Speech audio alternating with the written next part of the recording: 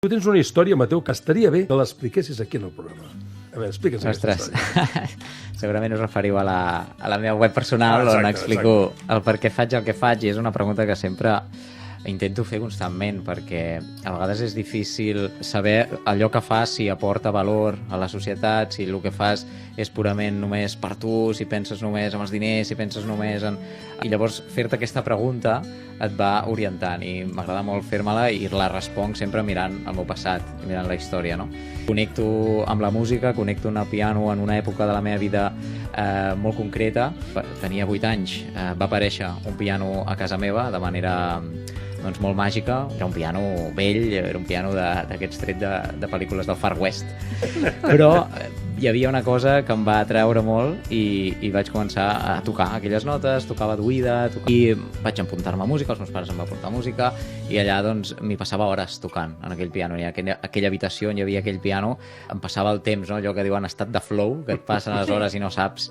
Doncs me'n recordo moltíssim. Va arribar una època a la meva vida que aquella màgia es va acabar i de cop i volta aquell piano ja no hi era. I de passar d'estar a casa meva en aquella habitació vaig passar a estar a casa dels meus avis, moltes hores.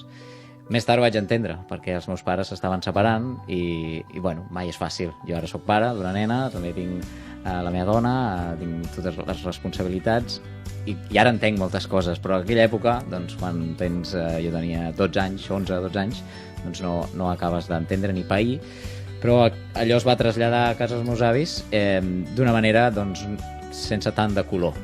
Però vaig seguir i per sort em vaig refugiar una mica amb la música, vaig connectar i va ser en aquella època on vaig creure que jo m'havia d'expressar a través d'aquest instrument. Per què faig el que faig?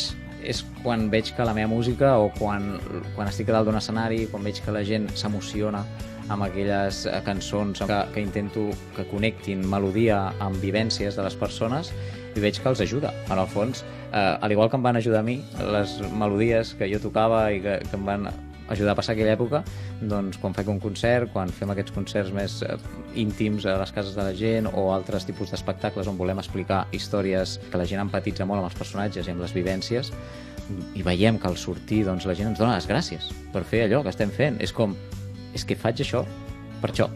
Tocar el cor, tocar l'ànima i la gent es deixa anar i a través de lo que tu fas a l'escenari te n'adones que pots ajudar a moltíssimes persones. I la pregunta de per què faig el que faig és simplement doncs, per ajudar a la gent a emocionar-se i a curar, en definitiva.